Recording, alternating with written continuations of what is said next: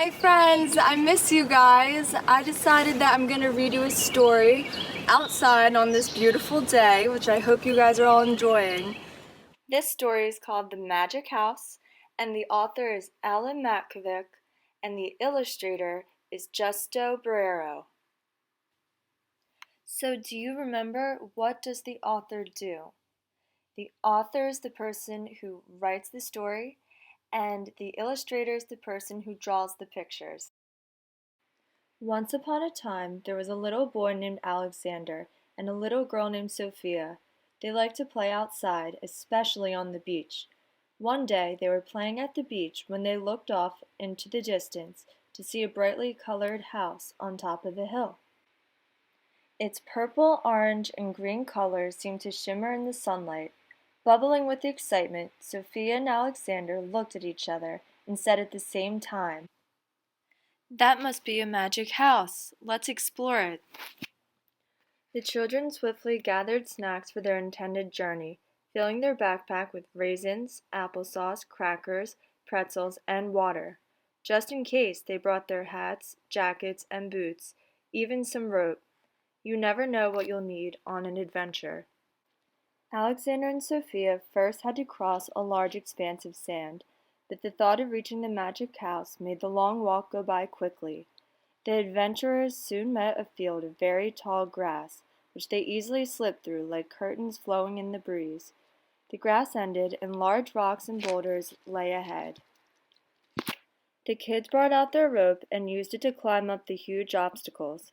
After passing through the sand, grass, and boulders, Alexander and Sophia had to ascend a big hill. They put on their boots and trudged upward. By the time Alexander and Sophia reached the top of the hill, they were tired and hungry, so they snacked on applesauce and thirstily gulped down water. As they looked around, there before them was the magic house. The twins ran up to it, expecting to find a front door, but there was no door at all. Quickly, they zipped around the outside of the house. However, they did not find a single door or window. A magic house must have a magic entrance, Alexander and Sophia thought. They turned over rocks looking for a special key and repeated magic words and phrases they knew. Shazam! Open sesame! Alakazam! Abracadabra! Open up! But none of those magic words worked. Alexander sat down against a big apple tree to mull over what to do. But just then, Sophia excitedly ran over to him. "Look, Alexander! Look at that branch above you! It's the color of gold, a golden branch. That must be a secret switch." Alexander immediately leaped up and pulled down on the golden branch. A little door appeared on the magic house. They scurried through the small opening, not wider than a beach ball, and entered a hall lined with unusual doors, numbered 1, 2, 3, 4, 5, 6, 7. Like the outside of the house, the passageway was colorfully lit, with yellow stars on the ceiling, bright orange sides, and a glowing purple floor. The door immediately to the left of them had a 1 on the outside. They cautiously opened it up to see what appeared to be a pool, not of water, but of pink and purple jelly beans. Millions of them. Alexander and Sophia jumped in, swam in the jelly beans, ate a bunch, and stuffed many more in their pockets. When they were totally jelly beaned out, Sophia said, "Let's see what's in the next room." The next door was aqua blue and had gleaming white crescent moons on it, with the number 2 in the middle. They carefully opened it up. Cold air blew against their curious faces. Inside, Sophia and Alexander saw a large room filled with mounds of snow and a pond of ice in the middle. They noticed pink and purple ice skates next to the door, which perfectly fit their little feet. Eagerly, they skated around and around the pond. After twirling too fast on the ice, they spun into a snowbank. A pile of snow fell on their heads, and they giggled. Covered in snow, they decided to build a snowman. Then they created a snow house. where Alexander and Sophia snacked and played. When they started to get chilly, the kids packed up to explore another room. The next door was a lovely reddish amber color, labeled number 3. With a tingle of excitement, they opened up the door. Their eyes and ears were delighted by an array of instruments playing beautiful music. There were violins, cellos, pianos, drums, flutes, and horns, even an accordion. The children sat and listened, entranced by the melodious sounds. Alexander and Sophia each picked up instruments and found they could magically play right along with the sweet, angelic music. After a while, the children became so relaxed they decided to snuggle up for a nap on a bed of sound.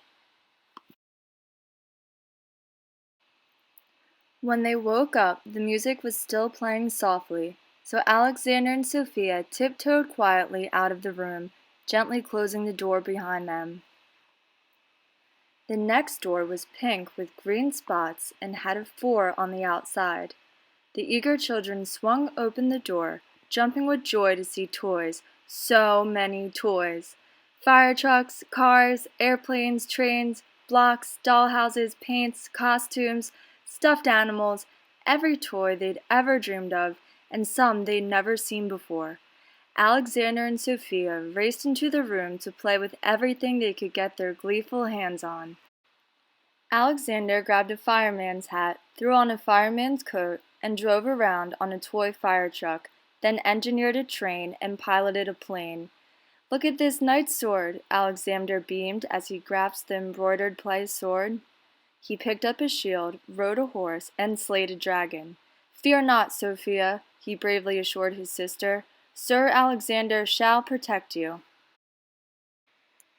Sophia slipped into a pretty princess dress, donned a sparkling tiara, and waved a magic wand, turning stuffed animals into cute little creatures that playfully jumped at her feet.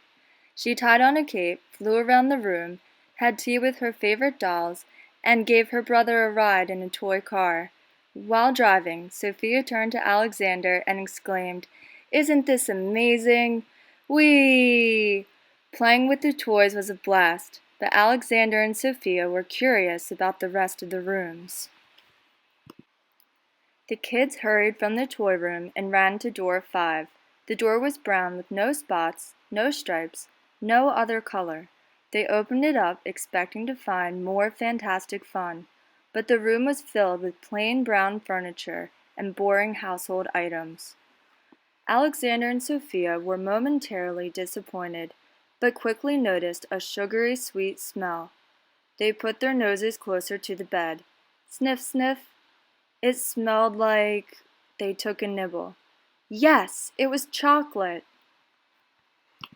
Every single thing in the room was made of chocolate. Chocolate pillows, pencils, markers, crowns, beds, doorknobs, chairs, and lamps. They bit into just about anything and everything in the entire room. Alexander found a small pencil to devour, and Sophia happily munched on an eraser. Yum, yum, yummy! The twins licked their chocolate-covered lips and fingers, then skipped and lapped their way to the 6th room. The 6th room opened up to a big, bright green floor. They jumped on the floor and bounced all the way up to the ceiling, falling back down to bounce again and again. The whole room was bouncy. Walls, floor, ceiling. The children flipped, twirled, sprang, and giggled until their tired legs felt like noodles and could bounce no more. Alexander and Sophia slowly let themselves bounce to the ground and carefully crawled to the door without springing up again. Still one more room to go. It was getting late and they had a long journey home. Alexander and Sophia walked up to the final door. It was a gleaming gold color. They took a deep breath and pushed together on the 7th door. And what did they find? To their surprise, it was their own bedroom. They were back home. It was indeed a magic house. Their hearts still glowing from an unforgettably magnificent day, Alexander and Sophia rolled into their beds. They pulled the sheets snugly up to their cheeks and softly drifted into fun, adventure-filled dreams. And that's the end. Hope you enjoyed. So friends, I would like for you to imagine that you found a magic house. What would you put behind one of the magic doors? Would you put candy? Would you put animals? Would you put a rocket ship to outer space? I would like for you to draw a picture of what would be behind your magic door or what would be in your magic house, and then take a picture of it or have your parents take a picture of it and send it to me. I would love to see. Bye friends!